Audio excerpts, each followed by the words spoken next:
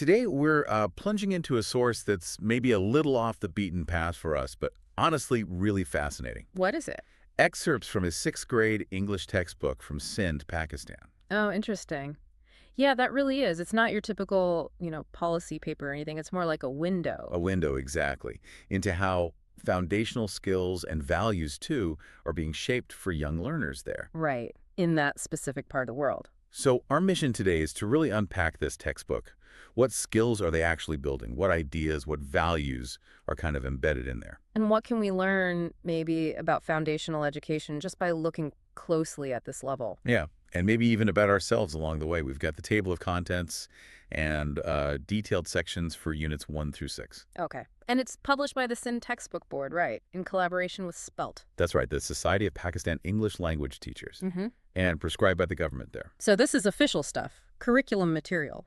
Definitely. And looking at the structure, it's clearly not just about drilling grammar rules in isolation. No, it feels like a whole package. You've got reading, speaking, writing, study skills, even fun activities woven in. That consistent structure is one of the first things that kind of jumps out, actually. Yeah, each unit follows that same pattern. Reading comprehension, speaking, language practice, writing, study skills, and then a fun section. It gives a really clear roadmap, for the student and probably for the teacher, too. And they spell out the learning objectives right up front in these excerpts we have.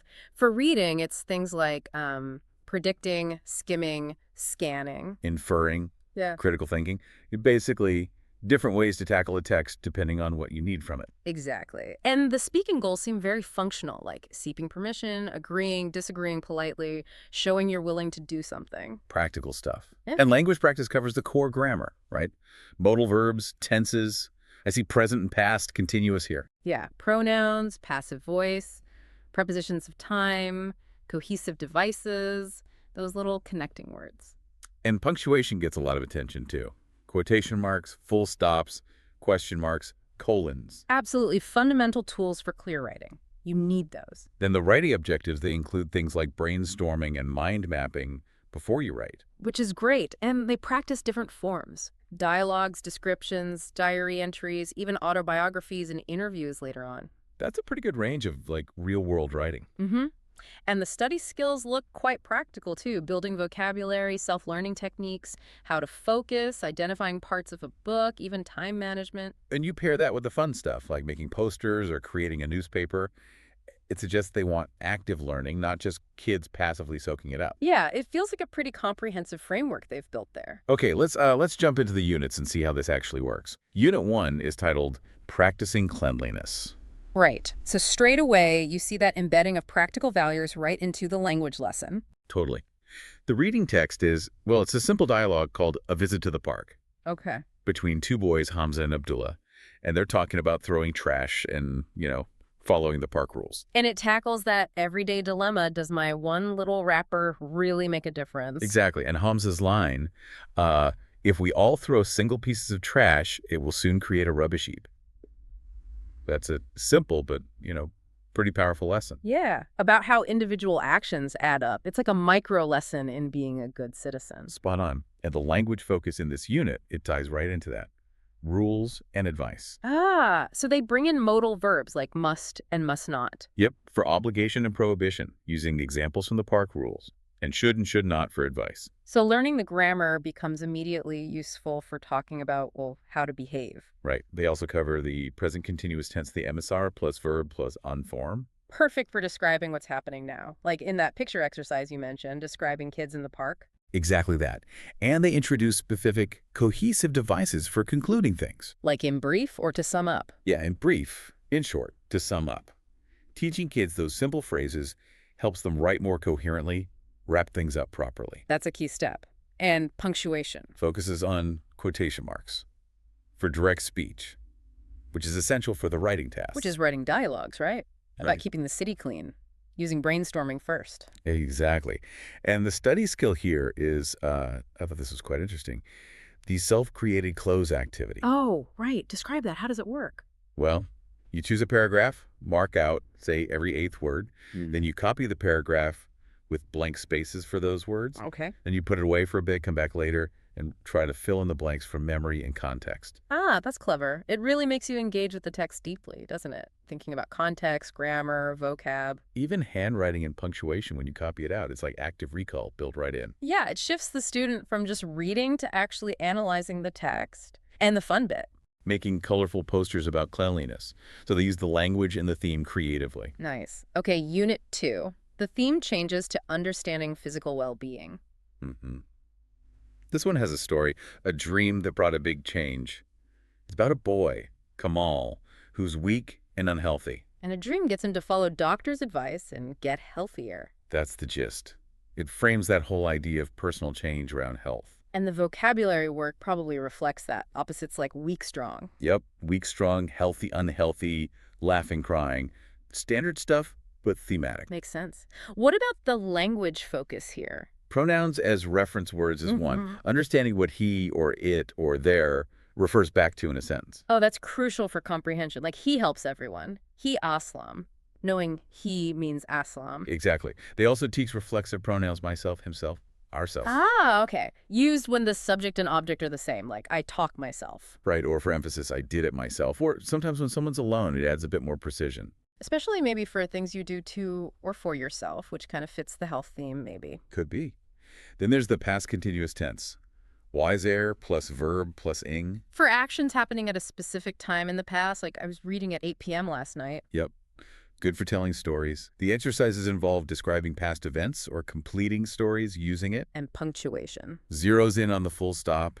Seems basic, but vital. Exercises include splitting up run-on sentences. Definitely vital. And writing. What do they practice? Describing objects using specific headings. Size, shape, color, texture, use. Ooh, structured description. Builds observation skills. Yeah. And they also have to describe their classroom. Makes it relevant. Study skills. Does that close thing appear again? It does. Self-created close pops up again. Seems like a core technique they want to reinforce. Okay. Anything else? They also add identifying the title, author, and illustrator on book covers. Just, understanding the basic info about a book. Basic but necessary. And the fun activity. Making a get well soon card.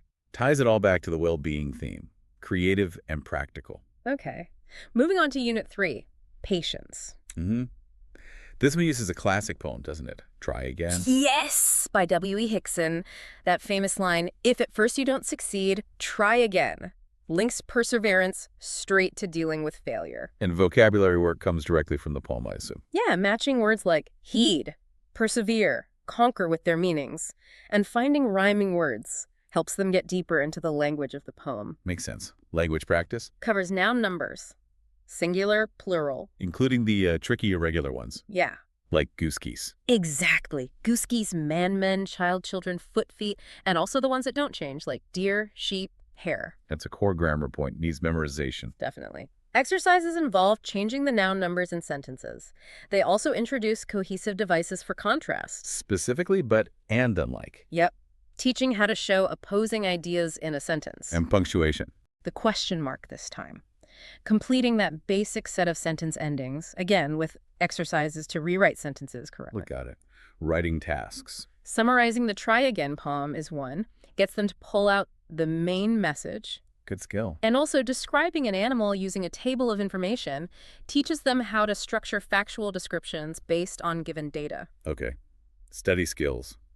Still the close. Closes there again, yeah.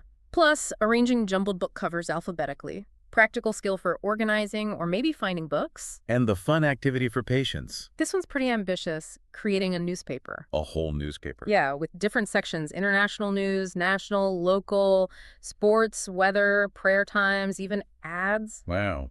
That's a big collaborative project. Uses lots of skills. Right. Writing, organizing, and it kind of connects that theme of patience and perseverance to actually producing something substantial. That's quite cool. Okay, Unit 4, the value of labor. This theme seems to be about work ethic, responsibility, planning, that kind of thing. And the reading is a diary entry from a boy named Shaban. Yeah.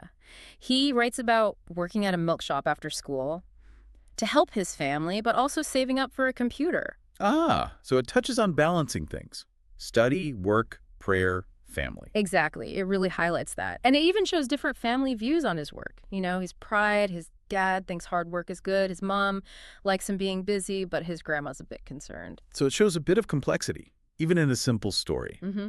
Vocabulary is opposites, again, from the diary entry. Language focus. Introduces noun genders.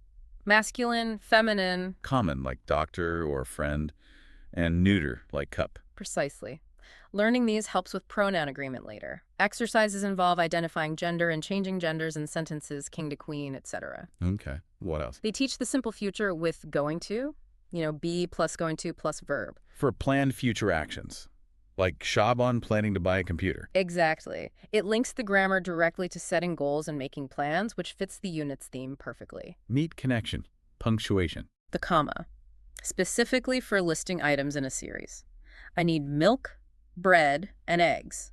Another basic but crucial tool for clarity. Absolutely. Writing task. Let me guess. Write your own diary entry. You got it. Yeah. Using guidelines, reflecting feelings, kind of modeled on Shaban's diary, encourages that personal reflection. Good. Steady skills. This one's very direct. Yeah. Developing a weekly timetable. Applying the theme. Planning your time, balancing tasks. A practical tool. Right. And self-created closes still hanging in there. Persistent little skill. Fun activity. Spotting the differences between two pictures, but with a twist. Ah. The instruction is to speak in English while you do it. So integrating language practice right into the fun. Clever. Okay, Unit 5 broadens the view. Knowing children from other nations. Yeah, this is all about cultural understanding, respecting differences, but also seeing shared humanity. And the reading involves passages about kids from different countries. Yep. Brazil, Anna, Ghana, Kofi, Talon, Onkul. It gives details about their cities, languages, food. To find common ground. It does. Subtly. It mentions that rice is a common element in their favorite dishes.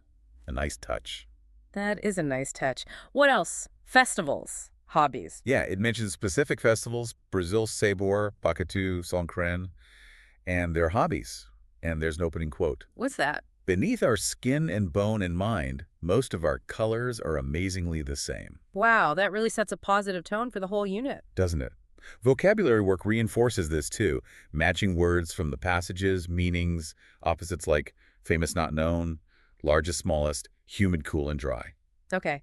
Language practice must get interesting here. It introduces the passive voice, just the present simple passive to start. The structure being subject plus be plus past participle plus by plus agent, like the letter was written by him. Exactly. They explain the structure, give examples, active to passive conversion, useful for describing processes or focusing on the object, maybe when talking about cultural things. And they provide a table of verb forms, present, past, past participle. Yeah, to help with forming that past participle correctly. Essential. What else? Prepositions of time. At, in, on. With the rules at for exact time, in for months, years, on for days, dates. Crucial for talking about schedules, festivals, daily life, anywhere, really. Cohesive devices include once used as a conjunction, meaning as soon as, like once you finish your homework, you can play, showing a condition. Okay. Punctuation. The colon.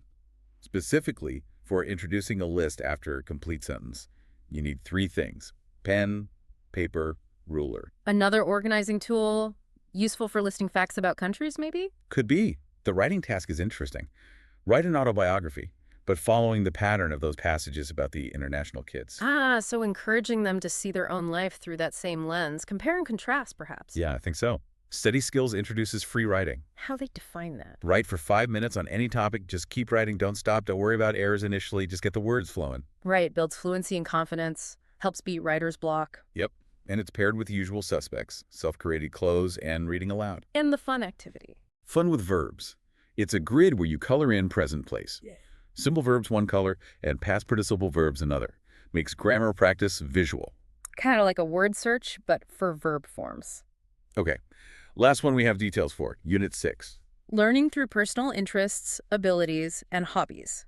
So focusing on passions, discipline, goals. And the reading is an interview. Yes, Okay. with Muhammad Tahir, who's described as a Sindh gymnast champion. He talks about his background, why he chose gymnastics, family influence. It was a hobby. Does he talk about other hobbies? Yep, reading, watching sports, table tennis. And he talks about how gymnastics helped him. In what ways? Made him a better sportsman, a teacher, physically stronger, better balance, self-control, more tolerant.